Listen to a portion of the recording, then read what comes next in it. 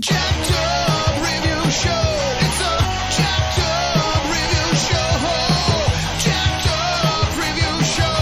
It's the jacked up review show.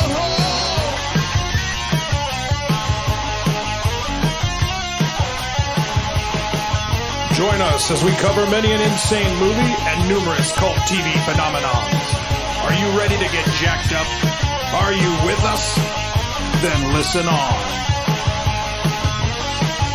Listener discretion is advised. It's a jacked up review show. It's a jacked up review show. Jacked up review show.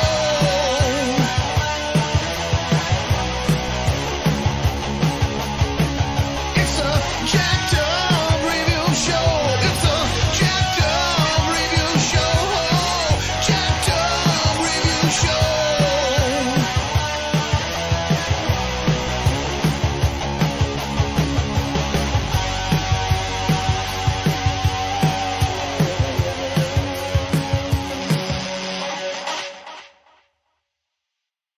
And here we are. It's an all-star cast. It was the most want to do an episode about actor known as Gary Oldman, and here to join are Liz and Heather from Nerdy Bitches. Hello. Hello. One of the best podcasts covering books and movies. We got Jonathan and Mark from the Action Elite. Hello, everybody. All right. And we got JJ Bruno. Hello, everybody, and welcome to tonight. Yes, it's going to be a wonderful night. Tom Lindemann, fellow Misty. Hi, I'm Troy McClure. You might remember me from such Facebook groups as Riff Pics. Yes, riffing photos for a living. Well, not that last part, but riffing photos. Then we got David Gherman. Hey, good evening, everybody. He might have sniped you on Red Dead Redemption Online, but can't confirm. I usually just run away. And then we got the Nightmare Nerds and former House of Tortured Souls blogger, Daniel Nightmare Nerd Ryan. Greetings, fellow horror fanatics. Yes, alrighty. This is as cramped as it's ever been, but that's okay.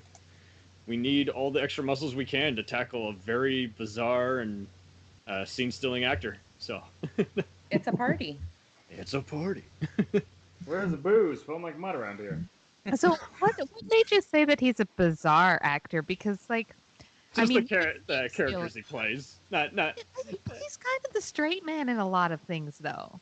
He's certainly definitely a very character intense. actor. Okay, so I don't want to say overactor because that's Shatner's job, but I mean just if you've seen Yeah. Romeo Lies Bleeding and some of these other ones, like John will definitely mention some of the more over the top once he's done. But Oh, yeah. Well, I think the thing with Gary Oldman is that he does play a lot of characters, and he really takes on the role. And so he looks completely different in every movie he's ever in. So you spend 75% of the movie going, is that Gary Oldman? Like, you're not 100%. Like, once you finally get it, then it's done. So absolutely, and us stupid Americans, we had to slowly realize not every British person or Scottish person has to look or sound like Anthony Hopkins or Sean Connery or Alan they Rickman. do, though. It really should. It would make things easier. Sean Connery, you know. Good day, He sir. reminds me of Sir Alec, Oh, the way he take on a role,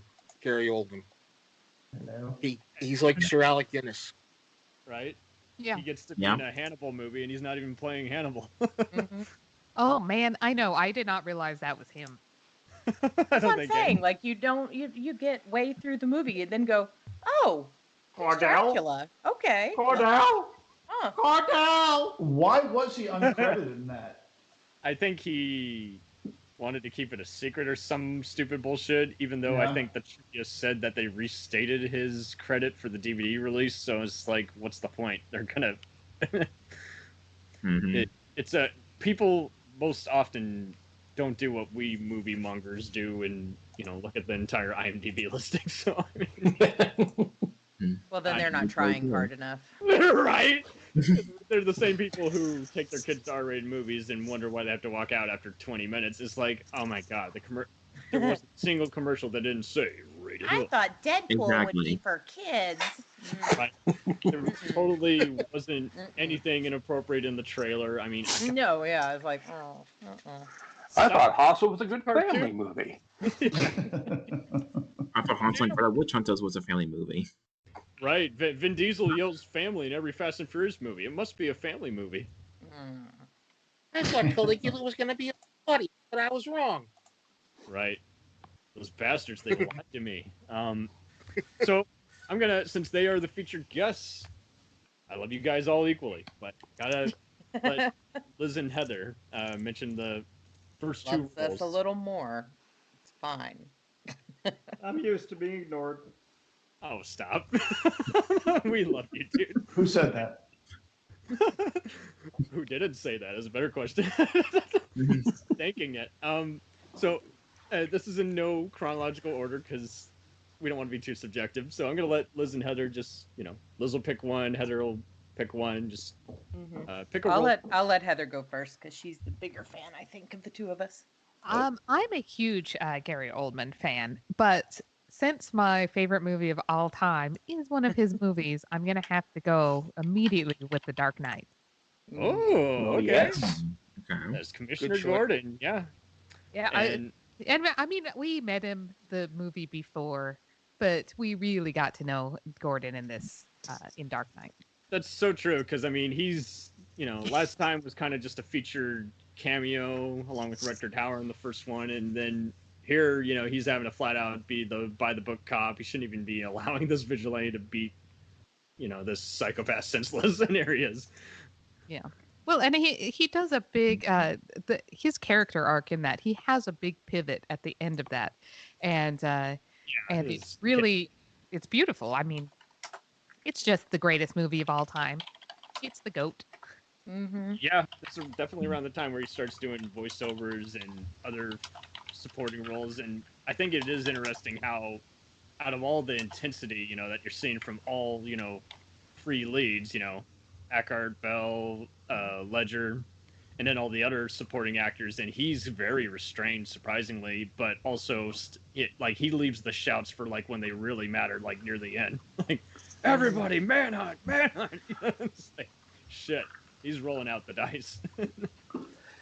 Yeah, I really liked him in The Dark Knight as well, because it did build on the previous one, and then the last one, which was sort of disappointing, but you can still kind of see an evolution. Gets to lead an army. Yeah, and being a Batman fan, I've seen the comic version of Jim Gordon. I can see a lot and feel a lot of the same emotions from the comic version to what Gary Oldman brings to it. There's a little bit of mystery in there. There's a little bit of why is he so driven to do this? He's a flawed man, but he's also a very dedicated man at the same time. So, and that has really come out. What's your take on each time he always, has his bit of dialogue with Batman when he motions him for a signal? You know what? If I could flip a light switch and get somebody to show up and do my job every day, totally would. I'm the commissioner. You better make my life easy, man. Yeah. I mean, it's pretty sad though, when the only person he can trust is somebody that's not even on the force. Yeah, see? It's the vigilante sociopath weirdo in a bat suit. Yeah, exactly. Social It's still commentary. better than the average Gotham cop. Yeah. Mhm. Right? But in another life, Batman would be essentially no better than all the Ross Perot's and Trumps of the world, and here he is, busting his ass every day, and everyone's like, I don't notice why he's limping. I think if Bruce Wayne had been poor, he would have turned out to be Rorschach from Watchmen. Oh, that's a very good parallel. Yeah. And if he had been drafted into any kind of war, he would have been the Punisher, and he fortunately wasn't that. Yeah, but I don't think he has the capacity to love. I know they say that, but he doesn't. So He's a sociopath. that And lost he family. really is. Married to his work. I could talk about the psychological ramifications of Batman forever. Batman's an insult, guys. From them. And far be it for me to trash here. Gary Oldman does a very good job with the character, but I'm sorry, I look at him and I see Ned Flanders. Yes, just because of the stash. Yeah, it's the The stash. stash, the hair, Yeah. the Well, glasses. he's also a little bit Jim Gordon in the Batman stuff. He is a little kind of golly gee willikers kind of thing. Like he's not, yeah, like he has. I mean, he has presence and he's in the thing, but it's still kind of like again, he's on a force that is completely corrupt in a city that is full of maniacs. Everyone's a lunatic. He's got this weird guy in a bat costume who keeps showing up, but he does the job for him, so it's fine. It's like you make me look good and I keep getting promotions, it's fine. But he, I mean, he's kind of a timid guy. Like he started out to be a timid guy, and he gets more, he gets the balls towards the end there. But he's just kind of meh to start. Shame on him on not having Morgan Freeman join his cybersecurity team. He needs the Fox's skills. Well, the thing I want to point out about him as Commissioner Gordon is that that's the nearest we saw Commissioner Gordon from the comic books. But has anybody said that? Mm-hmm. Remember, we had Neil Hamilton on the '60s TV show, and then we had what you call Pat Hingle in the Batman Tim Burton movies. This was like year one Commissioner, Jim Gordon that we knew, that we saw in the comic book. And I had his character was that it was the first time I saw Gary Oldman become like this heroic character.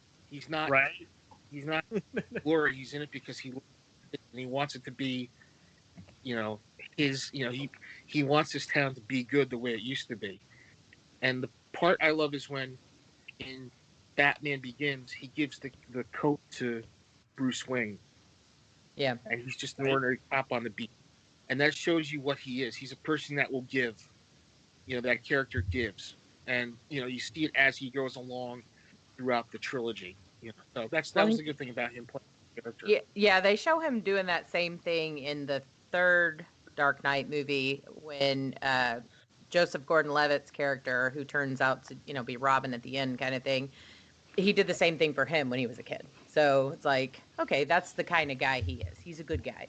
He's here to help the people who can't protect themselves and can't help themselves. So that's a good character to have around, especially in a police force. We've seen what happens when that is not the case. So. Yeah. And they drop a lot of little backstory things with him, like you see him taking out the trash. Like they set him up. He's like the ultimate family man.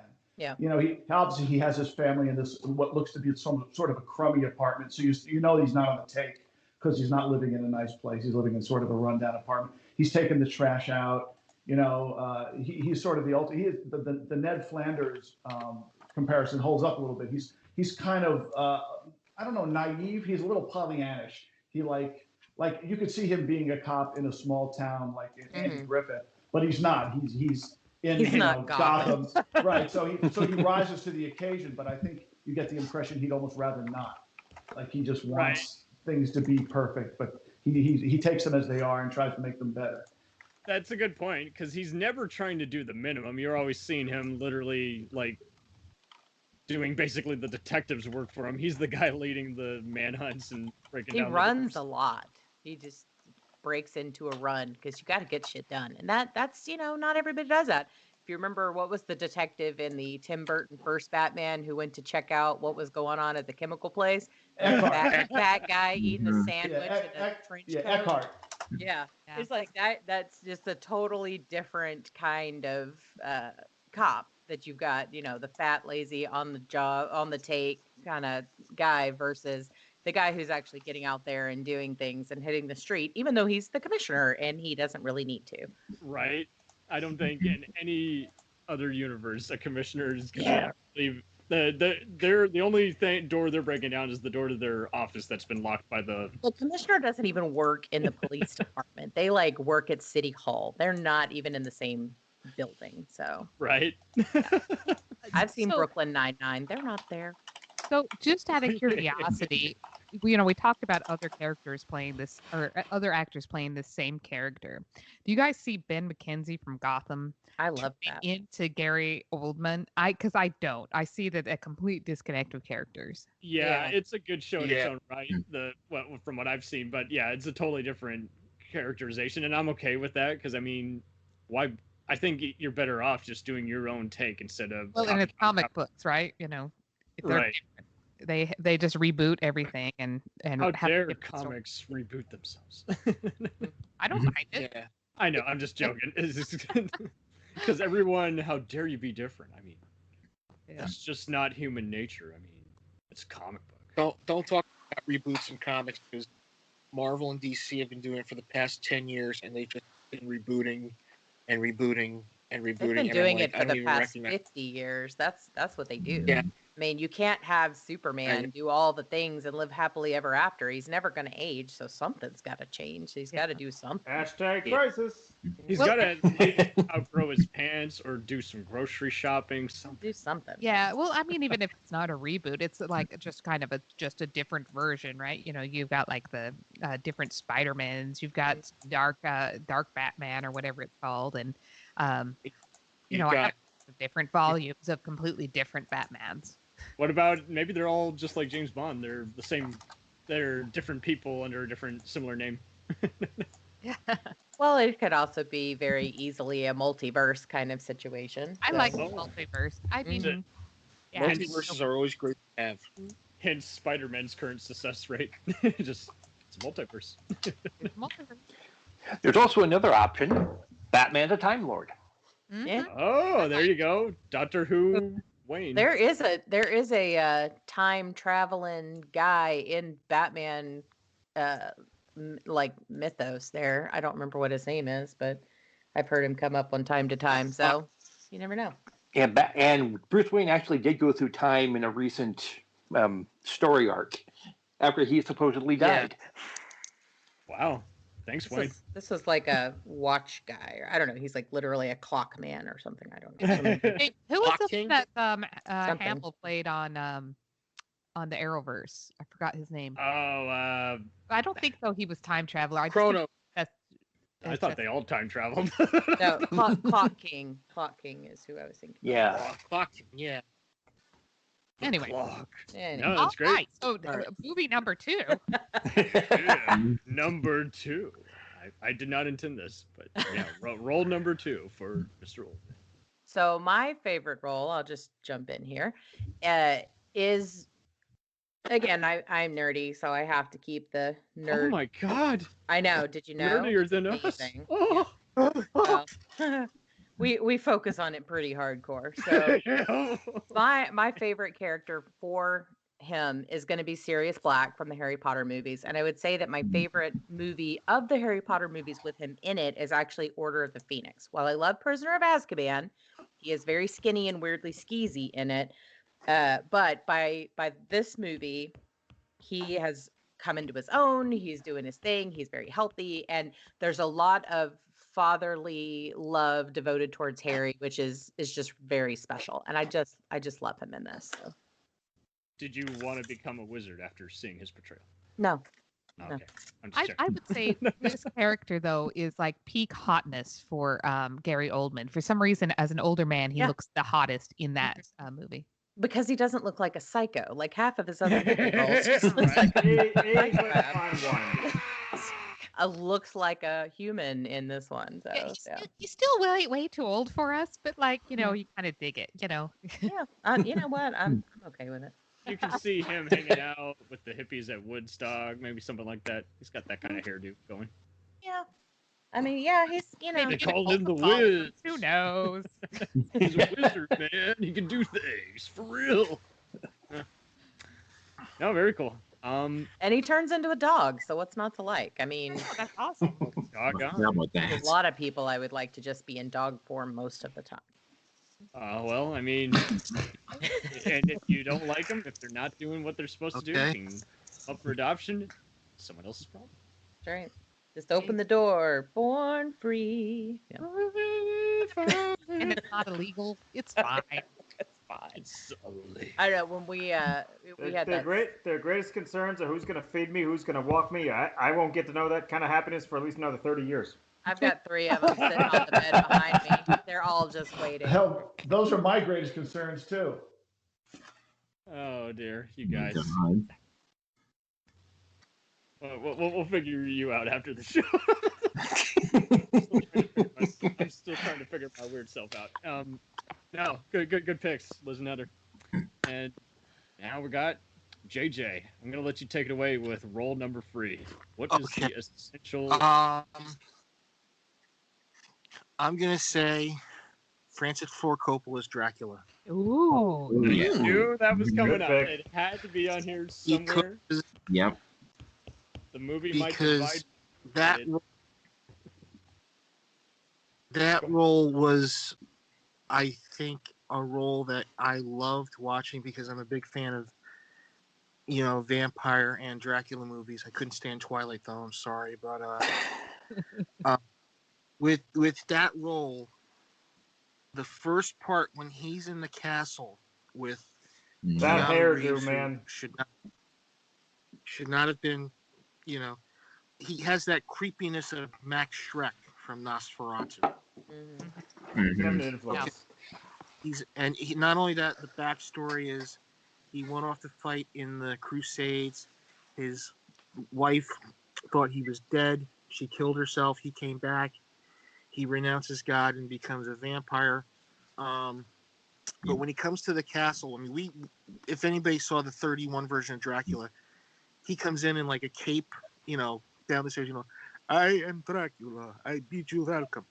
He comes down and it's like, you don't know what the heck he's walking on, and he's carrying the lamp and the shadow is like, going to attack Harker and all that. And it's creepy. It's like he's, he cuts himself, he takes the razor blade and goes like that with it. It was just, it kind of like was like, okay, I get where he's coming from this angle. And then when he comes to London and he becomes the suave, dapper, romantic character, he brings the touch of, I think, maybe Lugosi and Lee in that way. So it was kind of like, he's also anguished too, because he loves, was it Mina or Lucy? I don't know what. Mina. Mina. He loves Mina. He doesn't want to give her up, but he has these, it's like he's trying to fight the urge to drink her blood at one point. And that's the thing. You find he had that tragedy about him in that movie. A lot of guys who play Dracula don't do that. They don't have that tragic feel about No, it. I they're think the just, closest was I want to suck your blood. Yeah. Well, the closest I saw a vampire feeling tragic was Klaus Kinski and Werner Herzog's Nosferatu, where he wants to die. Hard act to follow. But yeah, hard act to follow with Klaus Kinski. And then you later have you definitely feel like this role inspires a bunch of other vampire roles, like William Dafoe's award-nominated turn in Shadow of the Vampire. Playing a different version of Nosferatu. Sorry, that's my phone. Yep. You sure that's not Gary Oldman's agent? Right. No. So fun fact, if you want to know how long my nerdiness goes back, I did my senior high school research paper, like my big thesis paper for the year, on Bram Stoker's Dracula. Because Bram Stoker, man, nice. Should put in our Keanu weeks Dracula. Yep.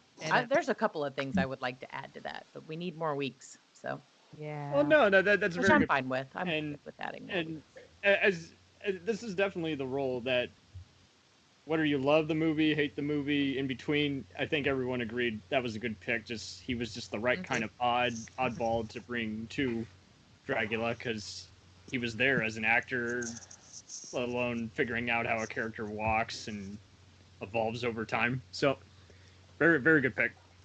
Tackling a character's history with how it resonates with book and movie material, it's a good one. So, Tom.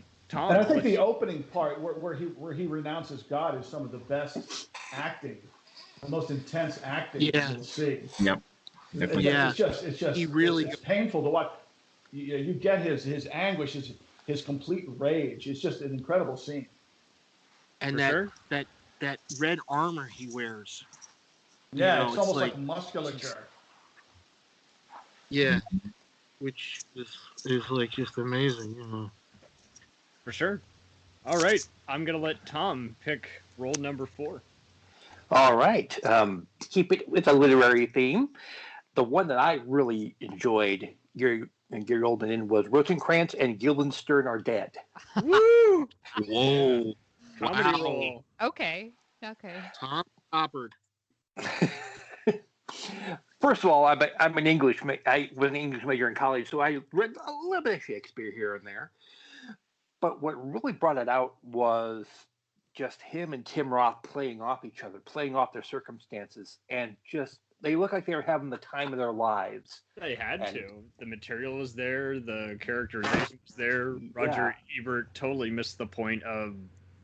He's like, I'm not really laughing at this. It's like, well, it's going to make more sense if you're actually familiar with the text. But I mean, they're doing pretty good considering adapting the material and, bringing the outlandishness of the whole scenario to life. So, yeah, I had the hardest time with though was like you could tell this is a stage play, but it's not translating well. Fair point. I think it was basically they made it just with that intent. They're like the only audience for this is going to be fans of the stage play. So it's just like we're not going to try and make it look more like a movie. They're just going to make it more like the stage. Like I know, but okay. So when you convert a movie or a play into a movie, you have a huge expanded opportunity. So why limit yourself to these like one shot, smaller shots? I mean, they kind of expanded on it towards the end, right, where they were out actually on the boat, but like really they really didn't. It still felt small, but not quite. I mean, either keep the stage and make it all a stage, or go big or go home. But maybe that was the point, because it is, characters from a play that are doing their thing. So maybe that, I don't know. We're trying to put them in the life. We're trying to put them in the real world, but they only know how to play stage. I don't know if that makes sense, but I kind of figured it was either seeing it, through a stage play's character's lens, so to speak. But it could have also easily been that maybe that was the film crew's background, or maybe they're just shit. I don't know. No, like, you could tell that they were good, and it would have been awesome to see in a stage. I just felt like there was just something missing. It didn't maybe Oldman and Ross contracts were raising up, so to speak, and so the budget went to them. I loved it. You had yourself a future Marvel villain against a future DC hero. It's awesome. I see what you did there. Yes. That's a good call on that one, though, Tom. I think that's. I can't see anyone else playing those guys. I mean, they were game for that. And I mean, you could have probably gotten some other intense, serious actor maybe around that time, but yeah, I think that that's when you kind of saw these guys they're really good actors. They're going to be out there, but it did feel like an early production. Does that make sense? I don't know. No, it does. This is around when we're embracing different formats and acceptability of film standards and all that. Before digital. So. And just add one more fine point to it. It showed that he could do comedy. Yeah. We see him in dramatic roles all the time, but then when you get to see him kind of cut loose and be comedic at the same time, and believe me, comedy is hard, especially if you're just a serious actor all the time. So when he had the opportunity to take that step out, that I think. Even with material, he just blew me out of the water with it. I agree. He killed it, and you did show that literally killed it. He knows more about timing than you would have expected from a dramatic actor. Absolutely, he was ahead of the curve. Alrighty, David, I'm gonna let you tackle role number 5. I'm gonna have to go with Drexel Spivey in True Romance. I found not a bad choice. Although he's only in the movie he's not in the movie very much, but he was absolutely terrifying in that role. He has this energy in this role, like he's just this live wire, just one crossword or sideways glance away from just murdering you. He's just got this intense energy. He's got the one milky eye, and he's got the weird gold teeth and the dreads. I love his energy, and he's absolutely terrifying in the role. And it's also one of my favorite movies. It's just such a great movie, such great dialogue. I've seen him ranked as one of the best Tarantino characters for that. I've seen them say, "Hey, we we prefer the extended cut. There's more scenes of him as that He, character. he certainly makes an impression in the time that he's given in the movie. Oh, definitely. Yeah, he has some great. remember- He has some great lines. Yeah. Definitely one of the first villains I saw. I could not take my eyes off of him because I'm just like, man, I want to know what makes this guy tick even more. Even though he's just a psycho and he's just very animated and he's he's just very shameless. He's like, yep, I ain't playing your game. You're getting a shotgun blast to the ass. Well, and he goes from zero to intense violence so quickly. He's sitting on the couch in 1 second, and then the next second he's up, got the table flipped over, and he's got he's beating the hell out of a Christian Slater. It was done so quickly. He's just absolutely terrifying. It's clearly his day job. Yeah, exactly. If I like you get the blast. Right. And he clearly enjoys his work. Right. And I just remember just saying, I was just yelling at the screen, "You bastard!" when I saw him just blast Sam Jackson. I'm just like, no, don't kill the messenger. Yeah, that's true. Very good. All right, Nightmare Nerd, you are up for roll number 6. As if there was probably any doubt coming from me, of all people, but I got to go with Mason Verger and Hannibal. Woo! And it's funny because I actually disliked the book compared to its predecessor, and the movie even more so. But he's a definite highlight in it, and for lack of a word, I liked almost the corniness he brought to it for such a hideous character, and almost crypt keeper quality with the different outfits he wears and all the little one-liners he blurts out. But by far the highlight to me is when he's I forget the scene. He's talking to the FBI, corrupt FBI director. When he hangs the phone, he just goes, cocksucker. And the fact that he was willing to embarrass himself more than Ray Liotta opening up his brain, that has to say something. I mean, that's ballsy. I want to desecrate my face almost. I just want to just rip it up.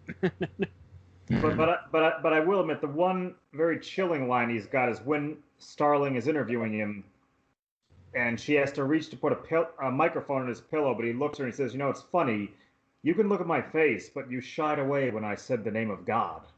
Right? Getting pretty deep here, man. These first Coppola, now Ridley Scott. What's next, Oldman? Man. That's a good pick. Alrighty, Jonathan Mark, you have roll number 7.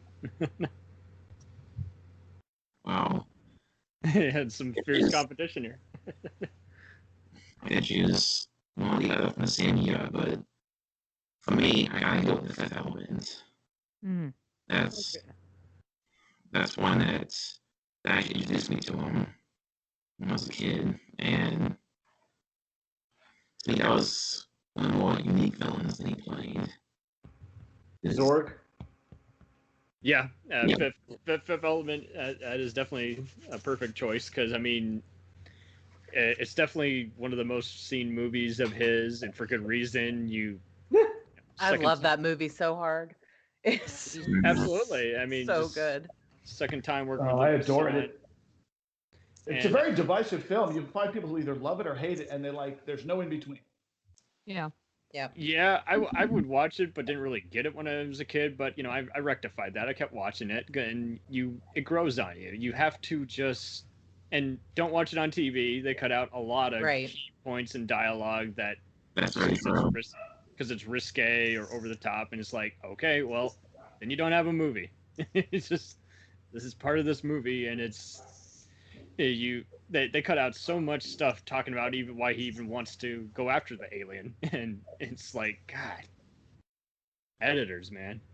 But yeah, he's definitely, again, I think that's where you definitely start again seeing him be mixed comedy with the villainy more and more so, and I'm very comfortable in it. He's like a used car salesman in that movie. That's at it. Cool gun. Like when he's selling the gun to the aliens, right? When he's pointing out all the pictures of the gun. Right? What's that about? That's a great scene. My favorite scene of his in the movie, though, is when the priest says to him, "You're a monster," and he looks back almost coquettishly and he says, "I know," with a little nod of the head and a little wink of the eye. he's so in love with his own evil. He's like, I know. Jeez Louise. Oh, what's your favorite scene from it? That was my favorite scene, actually, also. That when he first meets Mila Jovovich's character. Yeah. When he first meets Mila's alien character is definitely a key scene, because you basically need all you need to know about the character right from that send off. He's like, he's pretty maniacal, he's ruthless, he thinks everyone else is worse than him. They're trash. What's interesting about that is that it's one of the very few movies I can think of where the main hero, Bruce Willis, and Gary Oldman don't actually meet. Right? They're just part of the same ship, and they're not even seeing really eye to eye. Yeah, it's probably nice to make that work. Very so. Just for clarification, though, the best part about that movie is his haircut. Oh, absolutely. Yes. It's like he and was... the half a plastic hat. It's like they said, don't change anything about true romance, and we're not doing makeup like Dracula, but we want you to still kind of just be smooth one minute. Different. We want you to wear this little baseball thing on your head, and then you just walk around in a really funky accent. Right. This will get you other good roles, like Lost in Space. Wait, no, scratch that. No. Honestly. Started on that. You got Harry Potter after that. So, Yeah, there you go. Yeah. There you go. There's redemption. Oh boy. So role number 8. I can't call this a list without mentioning Leon the Professional. Oh yes. Oh. Everyone. And so it's kind of fun at first because you don't even really initially realize, it's like, oh yeah, this guy's, he's not just a shithead, he's also a crappy cop. So 2 cop roles here on here. One good, one bad, and this is the bad one. And it's just so wild how you just wonder how he's gotten away with what he's gotten, and then you just realize it's like, well, everybody fears him. I mean, just how he walks, how he smokes, how he just catches you eye to eye, and just flat out just tells you are just scum of the earth, and you don't do what he says, he's just gonna go all bad lieutenant on you. But he really did make this role, and just knowing that he improvised these lines, that made it all more special. Anyone else have any other favorite The Professional moments? I haven't seen it, so yeah. Really? To be honest. Oh, really? Me either. I have not. Really? Mm-mm. Oh man. Oh, okay. Well, you'll never look at Jean Reno the same way, and I mean that in a good way.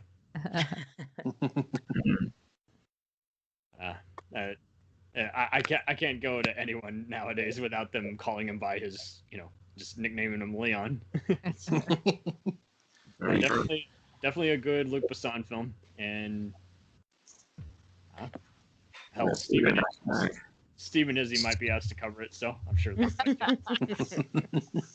The scene where he is trying to discern whether Michael Bartoluccio's character is lying or not, and so he smells him to see if he's lying.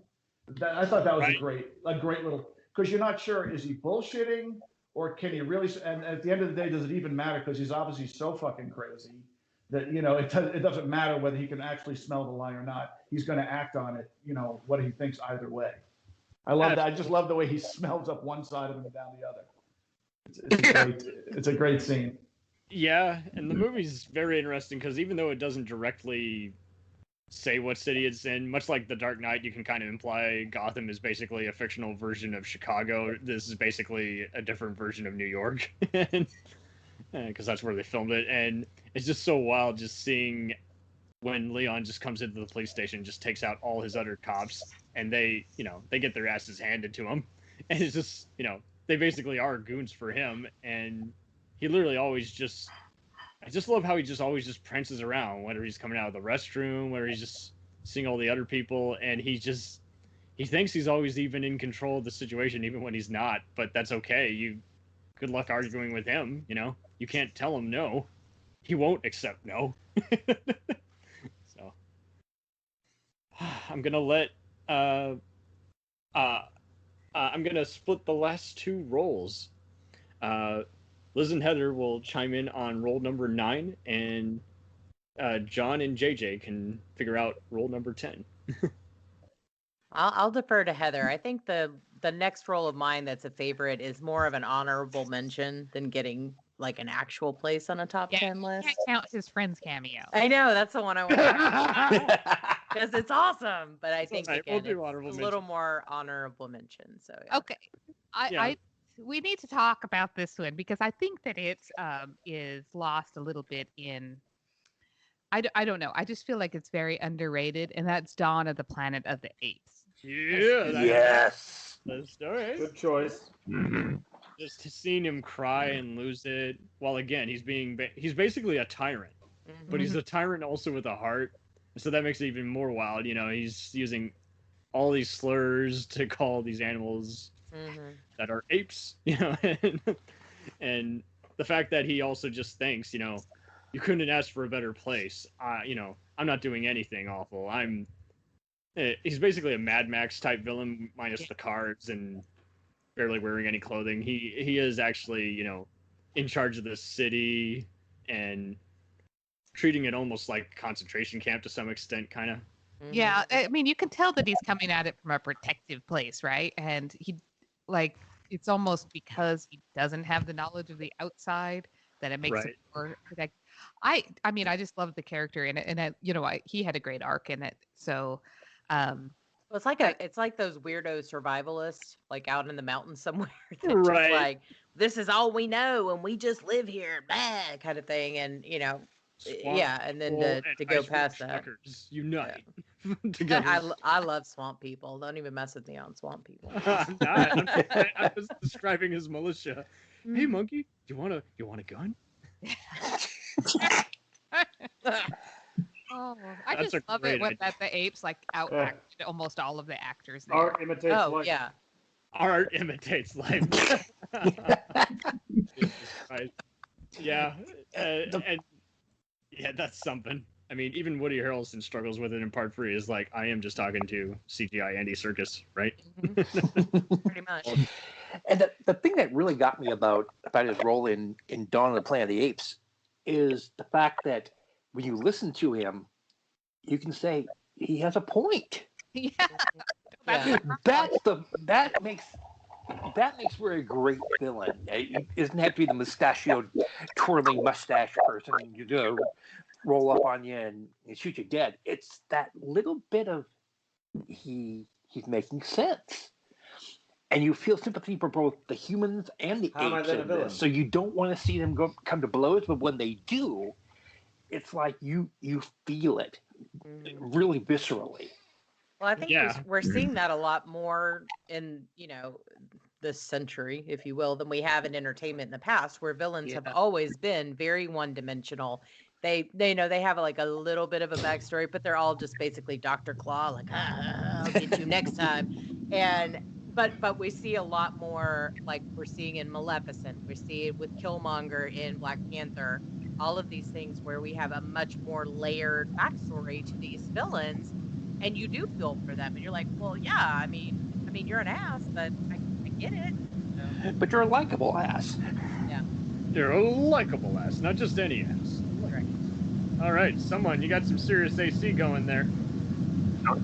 I thought that was a rocket going I was off. like, not it. Yeah. We're podcasting from the car. No big. Right. We'll now be United 43 to Detroit. Will be boarding in here in 5 minutes. We are podcasting in a wind We are tunnel. gathered here to witness the bond of Princess Vespa and Prince Vibe, and holy moly! Woo! Like, you're not going to get that out with noise reduction. That is not going to happen. Oh, Jesus. Sorry to do that. I don't know who did that, but okay. So, John and JJ, tell me some your favorite Air Force One jokes. Get off my plane. Get off. Get off my resume. Wait, no. That's not what I meant. Get off my plane. But yeah, I always have some fun with this. I know some people hate this movie. I know some people love it, and all I can say is, it's just it's some serious competition in the save the president subgenre. It's over. He's overplaying it. I think he is playing the like what just said, where the villains have a back. This guy doesn't have a backstory. This guy's just a nutcase. Right. He's just another Die Hard 2 Under Siege type bad guy. Instead of being Alan Rickman, being smart, debonair, and with a 3-piece suit on, he's a nut. He's a crazy person. And that's yep. But I mean that's what kind of turned me off to Air Force One when I saw it, because I was like, okay, we've got Harrison Ford as the stoic, heroic president. We got Gary Oldman as the nutcase Rush. I don't know if they were Russian or what the hell were they? I don't know. They were Russian. They were like they were Russian, ex-Soviet brigade or some shit like that. And yeah, he's like I'm gonna take over the plane. He's like that dog, And I love how he's the only one who says any not safe for work words in this movie, just very briefly. This is very tame language-wise for an R-rated action movie. He just lets it out very briefly, like, "Fuck, get open the door, kill them, get off my gosh darn plane." So during the filmmaking, and this is before Gary Oldman had this accusations of wife abuse, and how I knew it was bullshit was when he was told apparently Harrison Ford wanted him to go all method and actually beat him with the gun prop, and he did not want to risk that. He's like, nope, not gonna do it. Not gonna beat you senseless, Harrison. You gotta ask someone else to do that. Yeah, it's too method, Yeah. He definitely gives Alan Rickman and Dennis Hopper and Speed a run for their money. But seeing it endless times, I don't. It never really grows old on me. It's not perfect, but it's not. It's one of the better disaster movies of the '90s. Just there's some fun to it. Well, that's what it is. It's a lot of fun. That's kind of Passenger 57, and what was the other one? Owen Stevens. Sorry, say again. The one they did with Seagal and John Lake was. Oh, Executive Decision. Executive Decision. Yes. It was like these movies came out, and it was like 1, 2, 3, and like, do I want to see something on a plane? Something on a plane? Snakes. Snakes on a plane. What isn't on a plane? Wrestlers on a plane, strippers on a plane, gorillas on a plane. Zombies on a plane. That was on Congo. Gorillas on a plane. That's right. That's right. Amy, want green drop drink. Yep. Yep. I love me some Congo. It's like those three were all. Stop eating my sesame cake. I'm actually surprised Oldman wasn't in Congo. But, yeah, he could have been. True. Tim Curry kind of gave him a run for his money, though. I think he took Gary Oldman's role there. He would have totally been Homolka. So yeah, being weirdly, culturally appropriaty and weird. I could have seen him as that driver at the airport, though. Ooh, a talking gorilla. I feel the money hairs going woo woo woo. Oh. At least he got to be in one of the Apes movies. Joe Don Baker. Joe Don Baker. Oh my God. Don't get us started on Mitchell. Damn it. Oh, is that a beer? The last thing a sausage says. There's an 80s movie staple if I've ever heard one. Yep, we fall into it unapologetically way too many a time. Mm-hmm.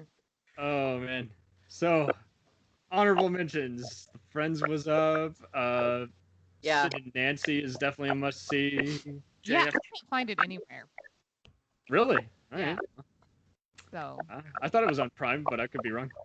yeah. Yep, JFK as Lee Harvey Oswald. Yeah, we didn't talk about any of the movies who won Academy Award. Nah.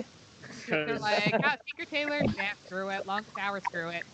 It's all good. It's all decided by the Talk about studios Planet anyway.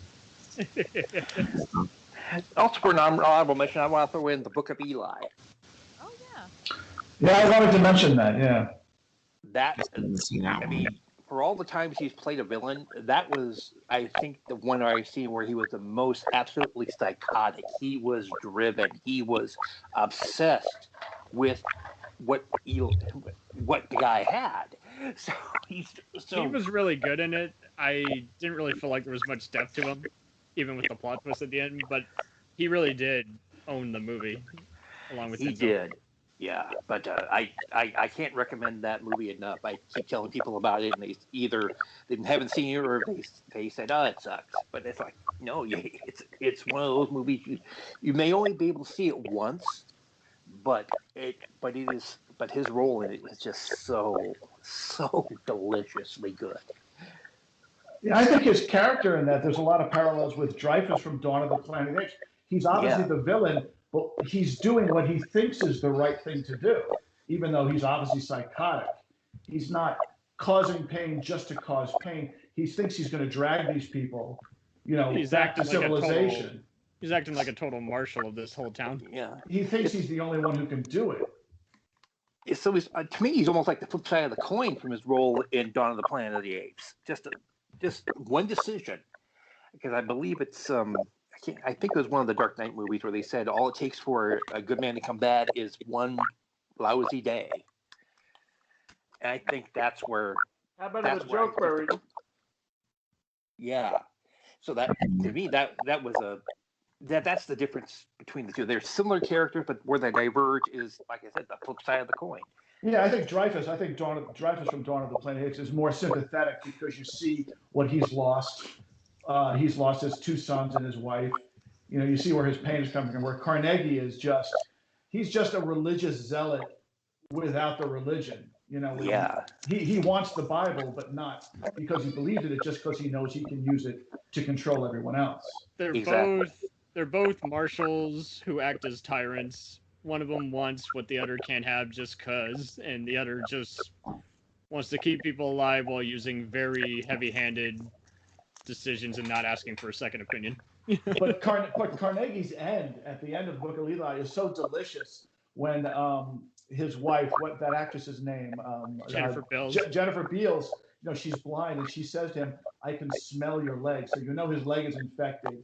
He's not going to be able to get the medicine to heal, so he's going to die from that infection. Plus, his empire is crumbling. They're tearing up the bar around him. I just love that everything around him is crumbling. He gets the best comeuppance at the end of that movie. Right. And the one who pronounces it is his blind wife, who he's been abusing horribly throughout the whole film. She's the one who gets to tell him, it's all over for you, pal. For sure. I love that. And if anyone's seen Prick Up Your Ears, which is another a real life author mystery, much like Sid and Nancy. It was cool, and JFK. It was cool seeing him play an actual historical figure. Orton. He played. Joe Orton. He was a playwright in the Yeah. And he was involved with another gentleman. And what happened in real life was that the guy who played with also Orton's career took off. The other guys kind of, and Orton had written a whole bunch of plays that were successful in the West, and he was murdered by the. So that was about Furious was. Interesting. He and Antonio Banderas, I thought, really played well off each other in Steven Soderbergh's The Laundromat. You can see it on Netflix. That's where it was made for. Okay. Is it new? I've never heard of it. Well, that's just it. Everything's direct to Netflix nowadays, and yeah, it was pretty solid. The Wacky. Laundromat? Yep. About the place you wash your clothes. Correct him. Yep. Okay. All right. Dead fish. Sorry, go ahead. Finding out about all of these Gary Oldman things I've missed. To be fair, it's not like he heavily, Yeah, I think I've missed most of them, so it's fine. Well, I've seen everything he's been nominated for. That counts. Oh, it's all decided by the studios anyway, so what's it matter? He's really good in the Tarantino knockoff film, Dead Fish. He just plays this. He plays this conniving gangster, and it's just so wild how someone sends him just an unusual trap and note. And he's like, "What is this? Fucking James Bond?" And just very quirky throughout it. I really dug him in the RoboCop remake. It was just from the cyborg creator's opinion, whether this guy's fit to be even a robotic cop. Kind of like how in Dark Knight. And just like, okay, this guy, can he roam around? Are the bureaucrats that are trying to stop me even in the right? Yada yada. So, how about even State of Grace? Yeah, State of Grace, Gangster Role, definitely the best part of that movie. With Kevin Bacon and him. Yes, Criminal Law. Did anyone ever see that legal film he did? No. He might, again, probably the earliest good guy role he ever did, and he has to determine if Kevin Bacon, his client, is guilty or not, and how he's going to get him off on anything. I thought if you were a defense attorney, you weren't supposed to care. Yeah, sometimes it can be like OJ, and sometimes it can be like, I don't know. Well, you're supposed to just not, seek out the truth. That's what I think is the way. Actually, the defense attorney's job is to defend their client to the best of their abilities, whatever that may be. And that becomes problematic. It becomes problematic when your guy's like a total raving psychopath loser. So, yeah. I thought they were supposed to scream everyone's face off like Sam Waterston in Law and Order. Yeah. Objection, Your Honor! No! You're out of line! I'll gladly go and get them. Fuck you. Oh, what a treasure. Yep, great actor. He's really good as Soviet leader Viktor Reznov, who inspires his own Dawn Brigade of terrorists in the Call of Duty games. You can see his Conan O'Brien interview where he talks about making it, and it is definitely a hoot. And where he talks about how he had to shout off a simplest line and actually make it mean something more. Blow the bridge! Blow it! Of course, we would not be a Gary Oldman episode if we didn't mention him being the best part of the awful movie Tiptoes. That's the one where he plays... discovered that was real years ago from my brother. Right. That's the one where he plays a smaller person, so to speak, and he does really good with it. That's what he was most famous for. I forgot. Most famous for. First on IMDb. Guy that's highly offensive, but did a great job, right? He did so good. He's so much better than the movie. I would love to see that character in another movie. Amo played him in the other one. Oh yeah, that one. The one with McGregor. Wait. No, I don't. Talking about Spawn? What are you talking about? No. So he was in Tiptoes. He played that playwright that was a little person, correct?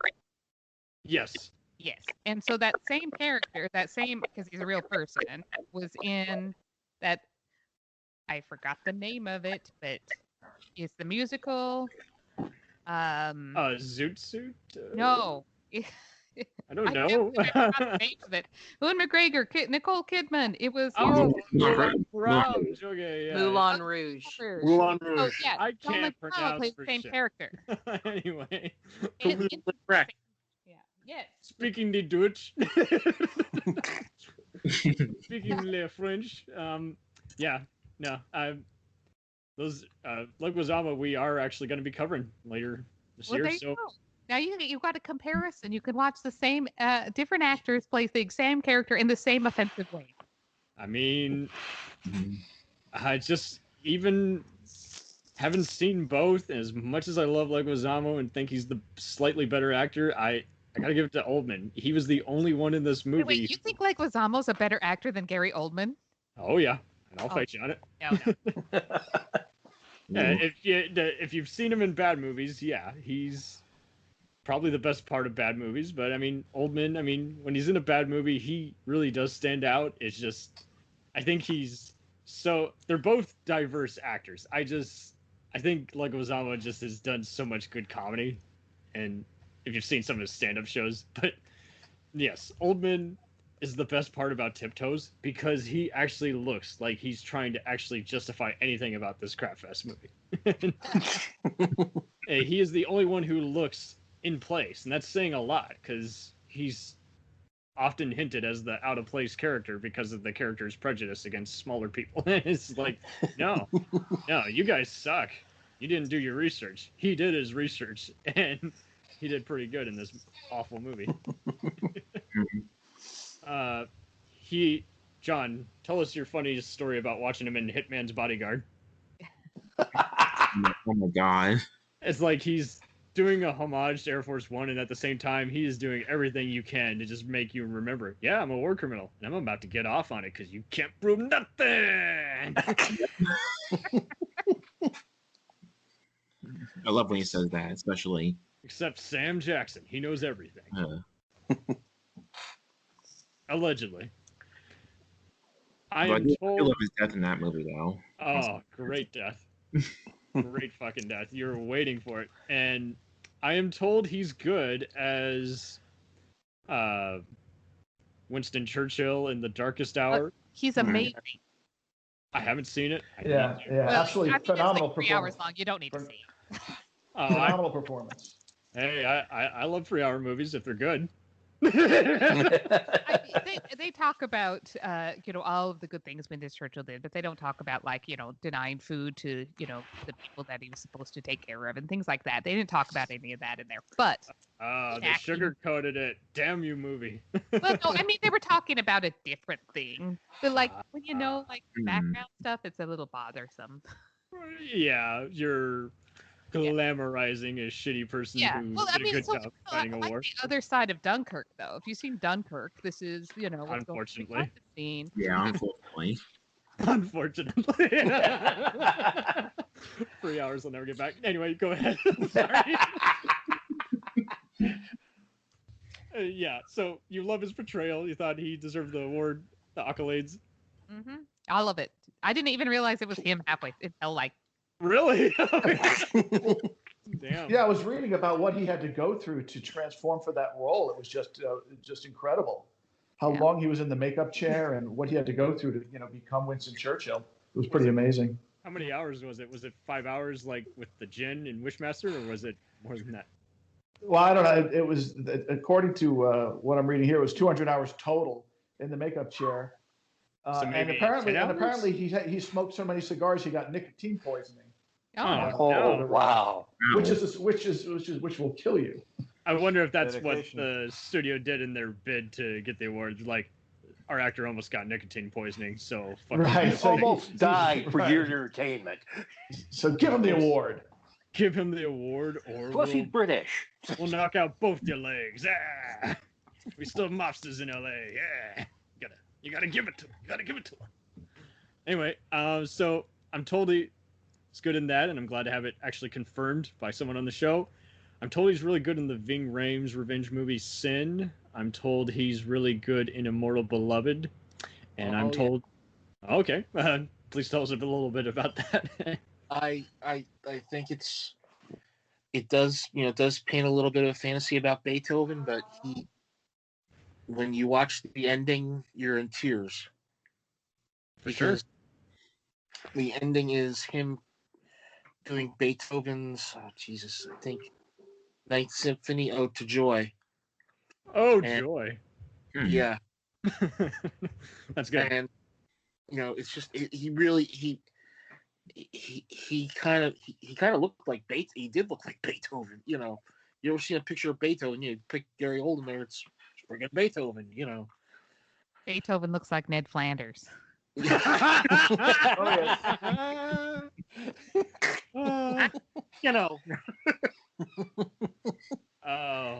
I'm told he's really good in the political thriller The Contender. I don't know if he's Yeah, playing he's actually the best part of that movie, honestly. Oh, was he playing a Ned Flanders type congressman? Not really. Damn it. Indiddly doodly. Why do I want to watch that fucking movie? Anyway, so I do feel like he's had some forgettable roles. What about Tinker Tailor? You're not going to talk about Tinker Tailor? Yeah. No one remembers Tinker Tailor. Oh my god, it's a good slow burn. I mean, it is a good movie. I violently hate that movie. That was like, man, that felt like 5 hours. It's like, I don't know why I care about anyone. I don't even want them to even break this guy. He seems cooler than them. Anyway, so, I am a spy addict. I love me, episodes of original Mission Impossible, Spooks, even. But don't you think it's going to be more like Tinker Tailor than it's going to be like MI3? Sometimes I like a spy novel, sometimes I like a spy movie, and sometimes it doesn't matter what format it's in, it just doesn't work for me. I just felt like it was like a 5-hour miniseries, which it was, and they just compacted it all together, and it was well shot. But yeah, I'm sure he was good in it. I was so distracted by just the uninteresting. Okay. Controversial opinion. Sorry. I thought he was all right in Remembrance and Track 29. Those were like his first 2 movies. They're free on Tubi and Prime. I don't think you have to watch them though. He looked very confused in both horror movies like The Backwoods and Mary. Probably didn't even know why he was in those. And I'm sure he forgets he was in Lost in Space. I wish I could. We all. He's the only good part in that movie, so. Because, I mean, when you're playing Dr. Smith, who was a scene-stealing villain in both TV show versions, and you're just kind of barely used, and you're in insect form or whatever the hell that was at the very last 20 minutes, it was like, man, what were they thinking? There's an amusing story to that because when it came out, they had Jonathan Harris on Conan O'Brien that night. Really? A couple weeks later, and they said, well, what do you think of the Lost in Space movie? And Gary Oldman said, I'm told he's good, and I wish him all the luck in the world. They, because to me, Dr. Smith is John Harris. Jonathan Harris. Right. And that Lost in Space movie, I walked in with my girlfriend at the time. We paid $8. We're watching it, and we just wanted to see it. And I sat there and I went, this is not what it was when I was a kid. And I walked out, and then a couple weeks later, that's a budget. A couple weeks later, I went back with some friends, and when Dr. Smith came on, I started doing Dr. Smith. Oh dear, Will, take it away, dear boy. And they were all come here, young William. Oh, who's this Costa Gale? The pen. Speaking of Conan, that movie could have used some serious use of Dion Cole, maybe even the Interrupter. Well, hello, I thought I was on Conan's show. I am the Interrupter. Oh, God. I think I paused that movie multiple times. It's like, okay, I'm waiting for the next robot action scene to happen. Why is this weird-looking alien that wasn't even on the show in this fucking movie? Because Gary asked for too much money. Crush, kill, destroy. Crush, kill, destroy, my boy. Yeah, I can definitely recommend the movies Criminal and Hunter Killer, but I didn't include him on the list because I do not think they're literally nothing rolls for him. He just walks on, gets paid, says his lines well. It's kind of how I was with Tinker Tailor, where it's just like, okay, like or hate the movie, he's doing his job, but it's a kind of movie which is all determined on whether you even like it to begin with. So, no points for him. Nothing against him. Nothing personal. John and I both saw the movie The Courier. It was kind of one of those that kind of barely got to the finish line, and he has just the goofiest looking eye patch. Once again, having an eye patch, and He looked like they filmed his scenes all in just against a green screen. On about a day or two, pretty much. A day or two is like he's the main dude. He's in this very stupid Running Man Saw Battle Royale type knockoff movie called Killers Anonymous, and it's another movie where he looks very confused. It looked like someone took a screenshot of his Lee Harvey Oswald and then just didn't tell him to do anything else. Have him grow a beard. He's also in that really awful movie with Liam Hemsworth called Paranoia. Yeah, I keep forgetting he's in it, honestly. For the ladies here, it's the one where Harrison Ford is bald. Not a sight you want to see. Yeah. Ugh. That was just torture. An Air Force One reunion, and not in a good way. The director of Legally Blonde. So. Oh, yeah. Well, He was in Legally Blonde? no, it's by the director of Legally Blonde. I do not remember him at all. That would be funny. But you could have been He was her, dressed as a sorority girl. You just didn't recognize him. right? So tell us about the episode of Friends on Silver Comedy Fair. I know he was on it. I don't think I ever saw that episode. Is he?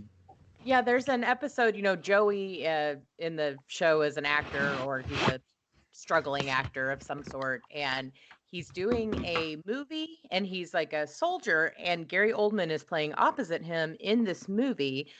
I don't remember what the character's name is, but he's this, it's the spitter is what they call him.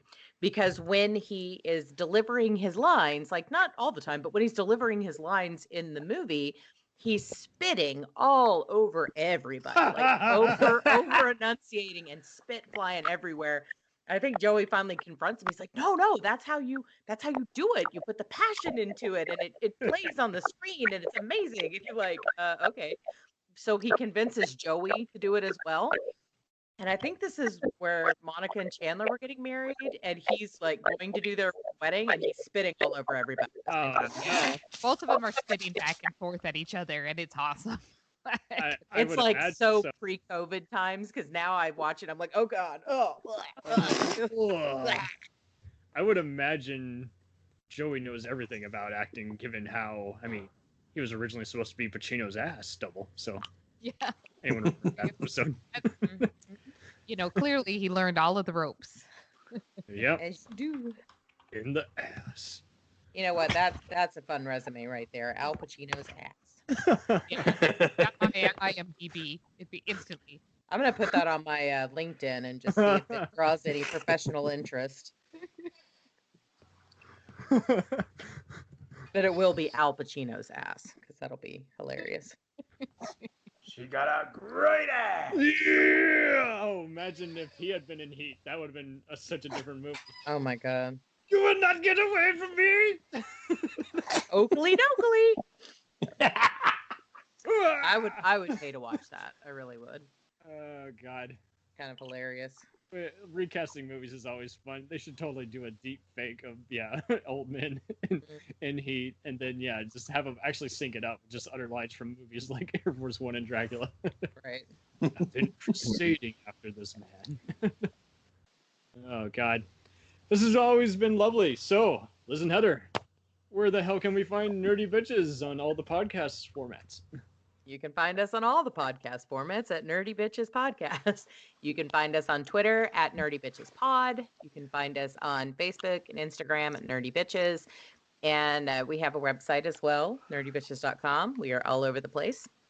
So yeah, we're around. We also, since we do a book club as part of our ongoing episodes, and we've been doing this for several years, actually, I think we started from the beginning with the book club, and we have a special group for that on Facebook. So if anybody's interested, like hanging out with us and talking books, we have a group on Facebook. So it's fantastic. Yeah, I'll add these guys, whoever wants them, into the Facebook group for sure. Yeah.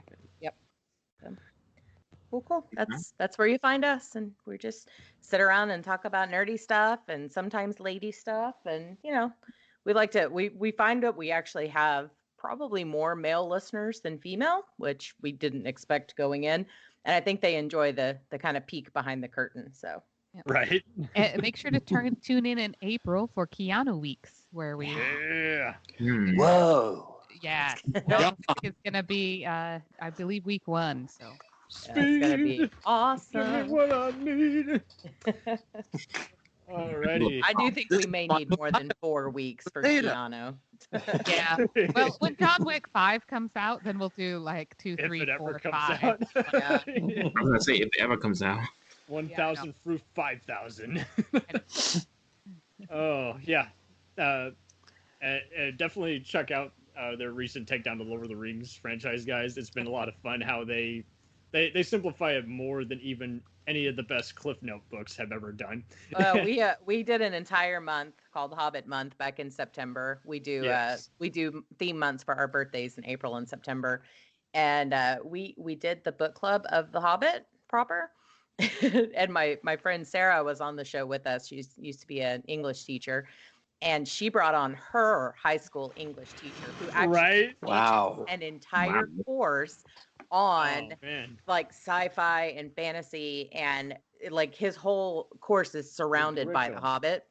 And so he came on the show and just blew all of our minds, and we're like, oh wow, I've read that book 47 times and I never got any of this. So. Right, the homework was so done, but just the parallels were great, and yeah, I mean, so many people ended up reading it, and it was just funny seeing you guys recount what so many experiences. Like we saw the cartoons. All that. Oh yeah, I grew up with the cartoon for sure. Like 1977 Rankin Bass. At the library, you would tell your mom to check out. Yeah, my mom checked it out at the library for us, along with Watership Down, which is horrifying. You should watch that one. Don't say that. Don't say that. Like the worst. Oh my god. I was like, why are they showing this to children? It's terrible. It's just a parallel. No, it's not just a parallel. It's not. It's a lot of blood and claws. I'm just saying. Oh. Come on, you crack plane slave driver. Oh, Tom. What wacky types of photos are you posting next? Well, I usually go to Riff Pics and have a little fun there. I'm also a part of Deep 13. There's a Facebook group for that. On top of that, I belong to a couple of great little niche sci-fi and horror groups. So by all means, if you can see me on Facebook, I can hook you up with a few good recommendations. For sure. JJ, what you got in the can? Nothing in the can yet, but I'm still running the late show retro movie and TV Facebook page. I just put a happy birthday up to everybody's favorite uncle, Uncle Charlie, William Demarest, who was born in 1905. So I might be putting on something for my 3 sons, and I'm probably gonna. The one thing I'm going to do is probably look into the whole Arabian Nights Sinbad stuff in the 70s. Damn. Pretty heavy. Because if you look at the page itself, there's a movie called Arabian Adventure that I think I'm the only person who ever saw that. Wow. And I do remember because Christopher Lee and Rooney was in it. Perfect. All right. David Gherman, what are you gaming now? I said Red Dead Online always, and I am a contributor on the House That Screams podcast, so check that out. And that is about it. Perfect. Daniel, what's the Nightmare Nerd got? Well, as always, Facebook, Twitter, and Instagram. YouTube, I had to make some adjustments with one video I put up recently. The audio turned out to be screwed up, but it will be back up. There's more to come, trust me. Perfect. And Mark, what have you got cooking at the Action Elite? Well, I have one movie that I'm already planning on watching in 3 weeks when it comes out, so look out for my review on that one. For sure. Thank you all for being here. This was a delight. Finally have Liz and Heather back on the show. Thanks for having us. By the way, any chance what you guys might be reviewing next? Or is it a surprise? We actually just put out an episode yesterday with our friends at Cult 45 podcast covering Kill Bill Volume 2. I did see the promo, yeah. It's pretty amazing, and Now's you the may fucking die time. laughing. So yeah, I was laughing my ass off while I was editing it. So I can't wait. Cannot wait. Alrighty. This was jolly good. Jolly good time. We'll return after these messages. Hey, feeling down? Feeling low? Not enough podcasts about movies in your life? Why not try They must be destroyed on sight. the new Podcast Cure-All? Sure to get you right with the world and on a path to better living. We have exploitation, we have Italian horror, we have zombies, we have slashers, we have crime films, we have spaghetti westerns, we even have sci-fi and sex comedies. So take a dose of They must be destroyed on sight. as needed, and let the hosts, Lee Russell, Daniel Harper, Paul Romali, and the odd guest host cure what ails you. Warning, may cause atrophy, African consumption, black fever, bone shave, chin cough, colic, cramp colic, dropsy of the brain, elephantitis, grocer's itch, jaundice, mania, miasma, mortification, palsy, Pott's disease, rheumatism, scurvy, St. Anthony's fire, summer complaint, and worm fit in some people. Consult a physician before listening.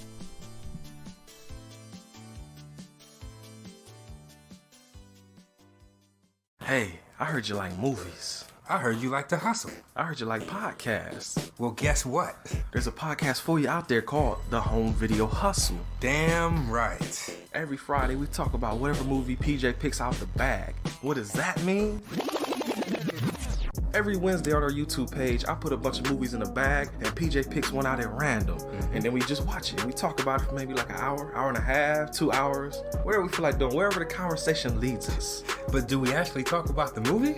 Most of the time. Tangents galore. Yes. So believe me, we may be a movie podcast, but it's not always about movies. We might talk about video games, Music. Yeah, that's the big one, music. Sometimes we might get a little bit of politicalness in there. Yes. Sometimes we may just, we know what we like to do. We like to tell stories, PJ. Yes. I am the master storyteller of the podcast realm. Undefeated. So if you like to hear about movies, video games, whatever foolishness comes to our mind, the most random stuff you could think of, check out The Home Video Hustle. You can find us on the Stitchers, the Google Play, Apple Podcasts, What else? Podbean, What else? Podcast Addict, Goddamn. all that. Ain't no reason you can't get your hustle on. We everywhere, worldwide, baby. Hustle, motherfucking hustle. Hey, we can't cuss in the promo, PJ. We gotta be family friendly. There may be podcasts out there that don't want his hair say all that good fun stuff. Well, you. Don't run the listeners away, PJ. I'm sorry. But this is going kind of long. Yes. So we'll end this and say, hey, check out the Home Video Hustle every Friday on all the various podcast outlets. Peace. Peace.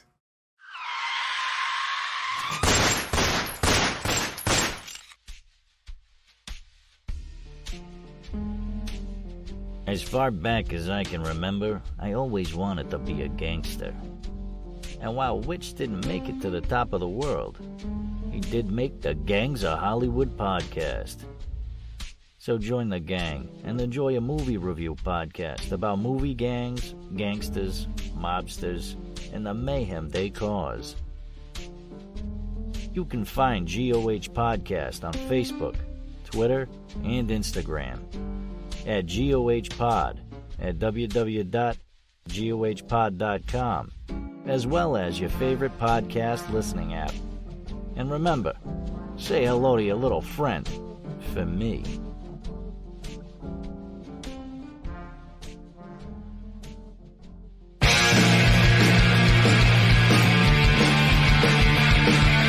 If you take two old punk rockers who are past their prime, put them in front of a movie screen and give them a podcast, what do you get? Cinema Punks. Cinepunks. It's the mixtape of movies.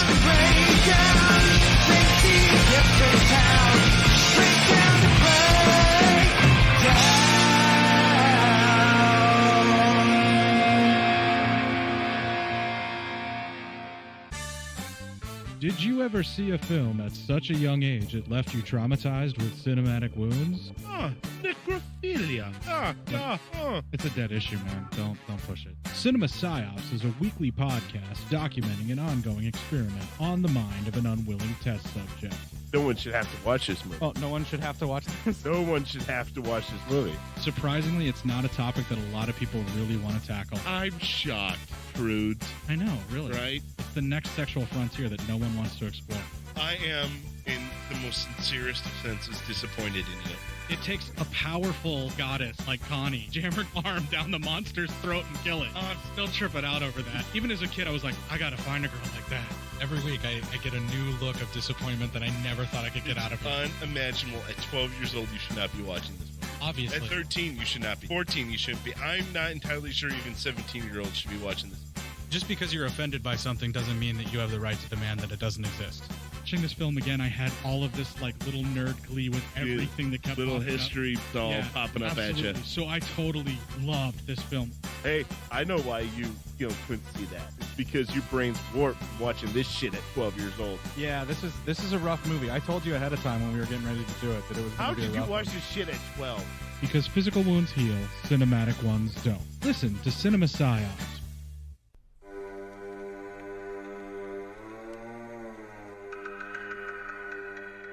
Hey everybody, I'm Corey. And I'm Zach, and we're the hosts of Podcasting After Dark, a cast dedicated to late-night horror and sci-fi of the 80s and 90s, often found on HBO and Cinemax. You know, the movies your parents didn't want you watching as a kid. You can find us every other week on Apple Podcasts, Spotify, Podbean, and Stitcher. This is what you want. This is what you get.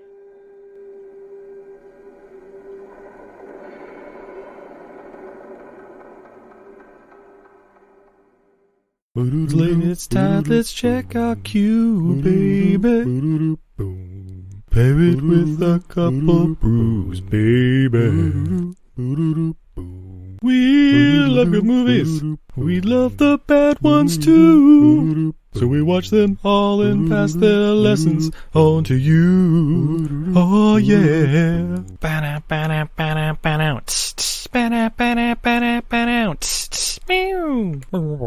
Everything I learned from movies helps to make life a little bit groovy. With a one-liner plot holes and gratuitous movies. It's time to get busy with your friend Steve and Izzy at eilfm.podbean.com. Welcome to Who Was She podcast. I am your host, Tara Jabari. After a decade working in documentaries, marketing, and all things digital media, I found that podcasting is a strong medium to share stories. After years of producing for others, I decided to start my own biographical podcast. Who Was She will focus on the life of a woman throughout Baha'i history. The first season is about Lydia Zamenhof. Lydia's story explores the subjects of the power of language and faith. Her father invented the universal language Esperanto, and she came from a Jewish family and became a Baha'i. She grew up during World War I and was killed during World War II in a concentration camp, despite heroic efforts to save her life. How can one person's life intersect with so many others, connect across borders, and inspire a biography which inspired this podcast?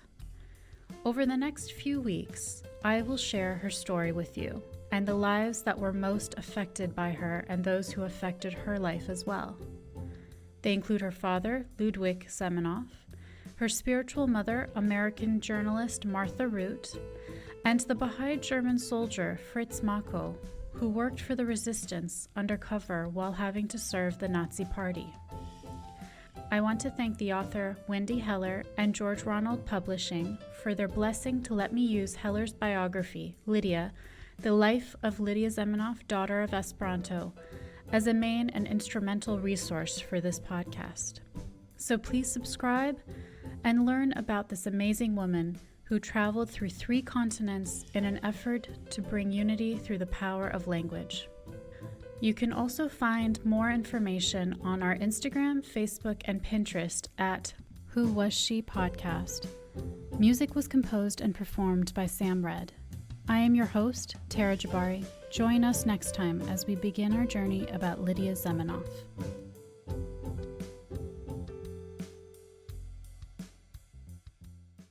Hi, everybody. It's Mac Jackson. I wanted to invite you to a new site called the Forever Adventure Network. This website has everything: pictures, videos, blogs. There's original music by Harmony Constant, 2 podcasts. One is the MacGyver podcast, where we celebrate Richard Dean Anderson, his iconic roles, and how it's influenced our lives. There's episode discussions, interviews, and life conversations. The second podcast is the Never Gets Old podcast, where we celebrate all the best things that we love in life, from TV, movies, music, and comics. The site is also the home for the MacGyver SG-1 audio series, an ongoing adventure series that continues the adventures of MacGyver and SG-1. There are also multiple stores to choose from for all of your pop culture and adventure needs. Come on by and check us out today. And thanks for joining the adventure. Are you sick of the same old stale podcasts? Well, then join Vanessa and Darren as they dissect movies of all kinds. The 2 lifelong cinema lovers bring their favorites, curiosities, and first-time watches to the operating table and inject them with a healthy dose of snark. Then there's the waiting room, where they examine books and short stories. So just look for them on Apple Podcasts and where fine podcasts are available. They're part of the Legion Podcast Network. Follow them on Twitter at VDClinicPod. Join them on Facebook at facebook.com/groups/VDClinicPod. Or email them at vdclinicpod@gmail.com. They're ready to cure what ails you. And still, they just might be a little contagious. We now continue with our program.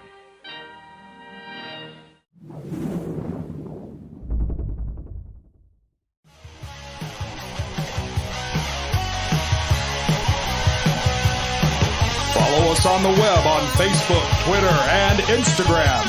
The podcast is available on Podbean, Spotify, iHeartRadio, Anchor, Apple, and anywhere else podcasts are available. Feel free to review our show and leave comments on any of those sites. Thanks a million for listening. It's a jacked up